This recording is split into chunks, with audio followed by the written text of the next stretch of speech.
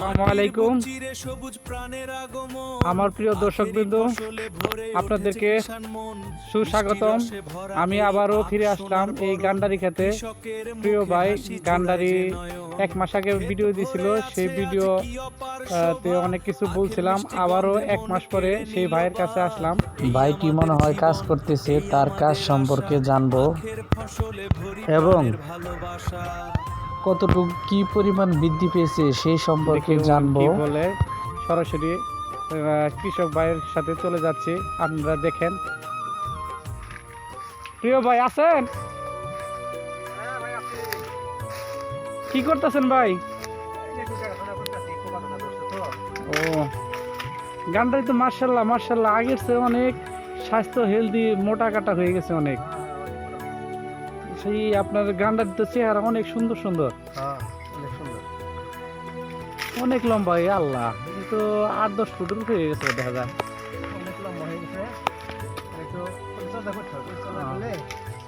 লাস্টে যে কথা বলছিলাম, হ্যাঁ, তারপরে আপনি এই গান্ডারিতে আপনি কি কি পরিচর্যা করছেন? মানে পাতা পাতা পরিষ্কার করে দিছি, সার দিছি, কীটনাশক দিছি। মানে এটা জানতে চাইলাম এই কারণে, কারণ অনেক দর্শক কিন্তু এটা জানতে চাইছে আবাদ যদি করে বা কৃষি চাষ ভালোভাবে করতে চায়, সেই ক্ষেত্রে আপনার কাছে তথ্য নিবে। আর সেই হিসাবে আমি আপনাকে জানতে চাচ্ছি যে এটা আসলে পরবর্তী সময়ে কি কি কাজ করলেন? শুধু পাতা ভেঙে দিচ্ছেন নাকি অন্য কোনো কিছু করছেন?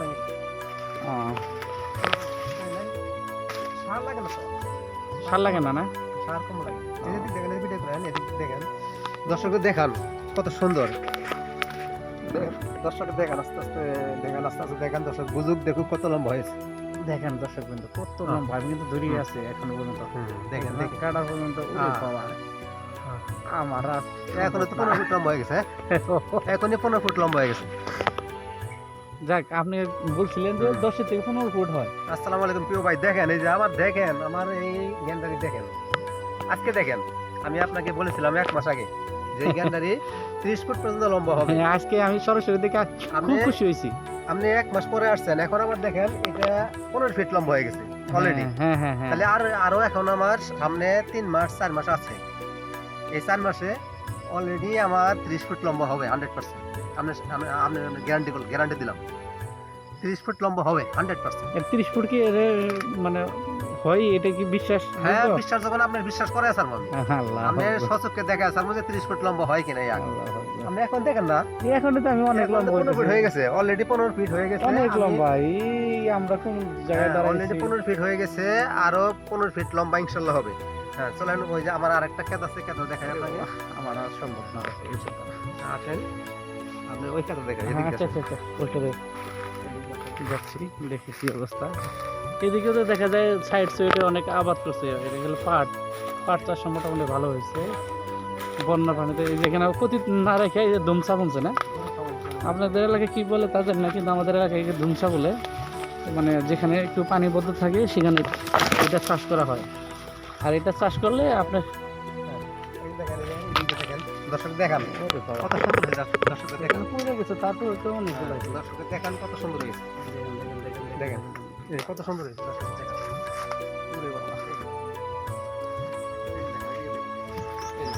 প্রত্যেকটা না অনেক মোটা। যদি কেউ এটা নিয়ে গেড়ে দেয়, যদি কেউ এটা নিয়ে গেড়ে দেয়, অলরেডি হয়ে যাবে, 100% হয়ে যাবে। এগুলা মানে আগা থেকে যে ছিলেন এখান থেকে হয়ে যাবে, এখান থেকে হয়ে যাবে। ওরে বাবা, তাহলে তো অনেক ভালো। দেখেন না 12 মাসে এই যে এটা কত বড় হয়েছে। এটা আবার যে নিচ থেকে কাঁচা তারা কথা আছে, দেখছেন? তাতে প্রিয় ভাই আমি যেটা বুঝতেছি সেটা হচ্ছে কেউ মানে গ্রামের অনেক মানুষ বেকারত্ব বৈশা থাকে, মানে ঠিক মতো চাষাবাদ করে না। আবার অনেকে বলে যে কৃষি আবাদ লস খায়। সেক্ষেত্রে যদি এখানে উদ্যোগ নেয় তাতে কৃষি আবাদ লস বলতে আমি এটা বলবো না যে আপনারা ধান আবাদ করবেন না, ধান চাষ করবেন না। ধান চাষ তো করতেই হবে, যদি খেতে হয়, পেটে যদি ভাত দিতে হয়, ধান চাষ করতে হবে। আমি কৃষক ভাইদের বলবো যারা কৃষি নিয়ে গবেষণা করেন আর যারা কৃষি নিয়ে বেশি কাজ করেন, ওনাদেরকে বলবো যে জমিগুলা অনাবাদি, যে জমিগুলো অনাবাদি পড়ে রয়েছে বাড়ির আশেপাশে, ভিটা ছায়াযুক্ত জমি, এইগুলো জমিতে যেগুলা ধান চাষ হয় না, এইগুলো জমিতে আমি তাদেরকে পরামর্শ দেব তারা এই যে সুন্দর আখগুলো, এই কালো আখগুলো তারা চাষ করুক, লাভবান হবে 100%। এগুলো ছায়ার ভিতরে হয়, হালকা ছায়া থাকলেও হয় এগুলো। আরেকটা আমি আচ্ছা জান ওই ক্ষেত্রে দেখি আজকে শর্টকাটে একটু ভিডিও দেখাচ্ছি।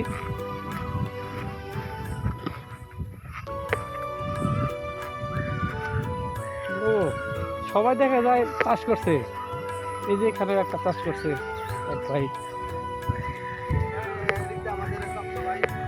আমি সবাইকে দিয়েছি তারা, যাতে আমার ক্ষেত থেকে যাতে ওরা না খায়, না চুরি করে। এই জন্য আমি আমার পরিচিত যে আছে, হ্যাঁ আমার পরিচিত যে আছে সবাইকে তারা দিয়েছি যে তোরা গায়রা নিজেরা চাষ করে খা, সুন্দর আমার একটা চুরি করে খাস না। সুন্দর একটা কথা বলছে, ধীরে ধীরে লাভবান হয়, এটা জিনিসটা বোঝার জন্যই দিছে। আমার যে ক্ষেত দেখেন, এটা তো অনেক বড় হয়ে গেছে গা। কত সুন্দর হয়েছে। আপনার তো 15 দিন আগে ভিডিও হ্যাঁ, দিয়েছিলাম, এই অনেক ছোট ছিল। অনেক ছোট ছিল, এখন দেখেন এই যে কি গ্রোথ দেখেন, অনেক গ্রোথ দেখেন। হ্যাঁ এই আখের যে গ্রোথ, হ্যাঁ একমাত্র যারা চাষ করে তারাই বলতে পারবে। দেখেন আপনি 15 দিন আগে ভিডিও দিয়েছিলেন, এখন দেখেন, এখন দর্শক দেখেন, বাবারে বাবা, দর্শককে দেখান কি পরিমাণ গ্রোথ হয়েছে। আল্লাহ হ্যাঁ? কি আল্লাহ, হ্যাঁ লাভবান হবে না কেন দর্শক? এই আখ চাষ করলে লাভবান 100% হবে।